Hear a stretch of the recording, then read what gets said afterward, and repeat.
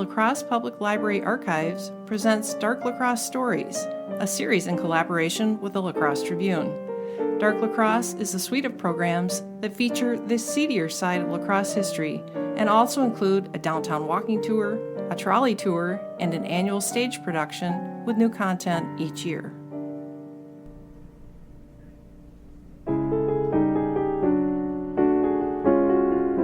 It is frightening when an individual loses sense of their higher self and succumbs to malice and violence, but when that sense is lost collectively as a community, it is utterly terrifying. 4th Street in the downtown area was full of bustling people on the evening of Thursday, October 16, 1884. Summer was slow letting go that year. The evening was warm and pleasant. A parade was being organized in support of Republican presidential candidate James G. Blaine and his running mate, John A. Logan. Political clubs from all over the city were meeting on 4th Street to begin the rally. Head of the 5th Ward Blaine and Logan Club was an up-and-comer in the city named Frank Burton. Burton was organizing marchers at their rendezvous point, standing in Main Street not too far from the corner of 4th and Main. Without warning, a man crossed the street toward Burton, pointed a revolver at him, and started shooting. After 5 shots, the man threw the revolver at Burton, pulled out a second revolver, and emptied it into Burton as well. He walked up and kicked Burton in the street, saying something like, "He knows what I shot him for." Burton lay bleeding in the street, and it was there he died. An onlooker grabbed the shooter and held him until law enforcement could arrive. Several police and sheriff's department officers were policing the parade, some participating, and in any event, the jail was only about 2 blocks away, where the Bell Square development is today. 2 officers hustled the shooter down the street and into a basement cell of the jail. People wanted to get poor Frank Burton's bloodied body out of the street. He was carried down the block to T.H. Spence's drugstore on the northwest corner of 3rd and Main Streets, the current site of the Verve Credit Union parking lot.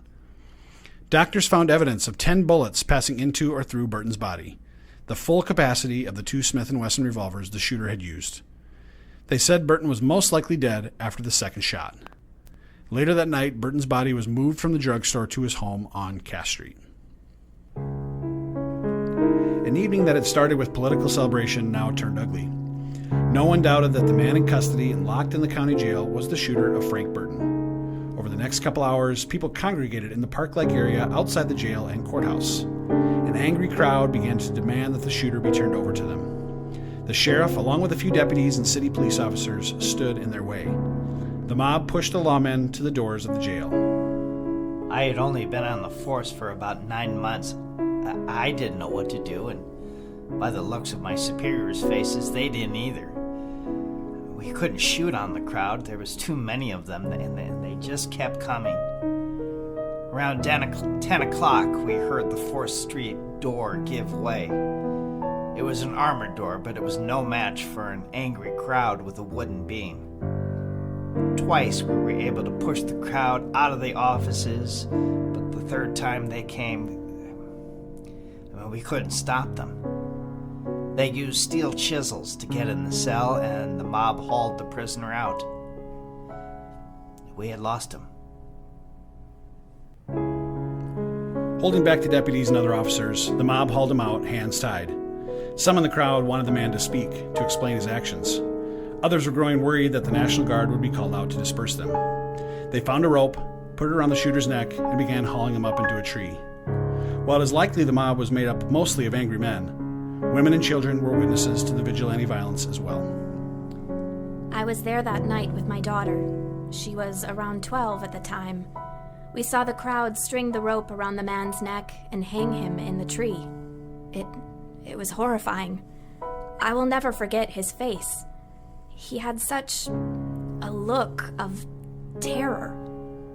I tried to get my daughter to look away and get her out of there, but I couldn't. It was all happening so fast. This story will be continued in the next episode. And now I'd like to welcome in Anita Taylor-Doring, Senior Archivist and Archives Department Manager at the La Crosse Public Library, to share more information about this story. The site of the lynching of Scotty Mitchell occurred on the old Courthouse Square, now the home of a multi-use building called Bell Square, which opened in 2016. Before this, many folks remember the site as Lot C, a parking lot, but the location has a history as old as the founding of La Crosse itself. In 1850, the entire state of Wisconsin contained only 3 counties, all covering about 1/3 of the size of the state. When La Crosse County was carved out of the former Crawford County in 1851, leaders had to decide where to locate the county seat and erect a public county courthouse within 1 year of its charter. The site chosen for La Crosse County was the town of La Crosse, still 5 years away from incorporation as a city. A 2-story frame building measuring 26 by 36 feet was quickly constructed. The first floor held all the county offices, while the second floor served as a courtroom. This upper floor also was the site of many public gatherings of the fledgling town. Having served its purpose for a frontier town, the building was eventually sold and moved off the block, repurposed into a hotel and boarding house. On the same location, but more in the center of the public square, a much grander courthouse was completed in 1867. Constructed of limestone, the structure commanded much more attention than the first courthouse. The construction and furnishings cost less than $40,000. By the beginning of the 20th century, the lumber industry had dried up in La Crosse.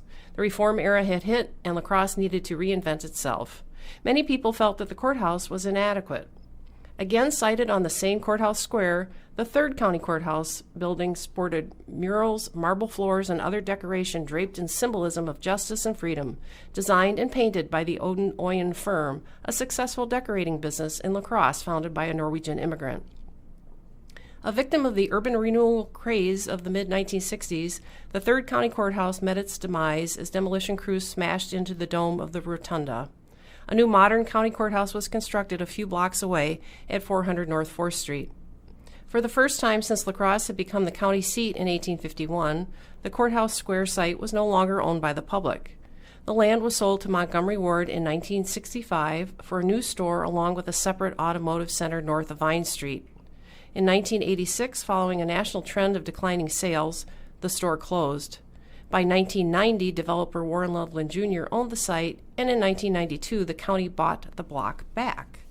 Despite the prime downtown location, developers and city and county officials could not agree on what should become of the site. Eventually, the old Ward's building was bulldozed, and the site became a parking lot.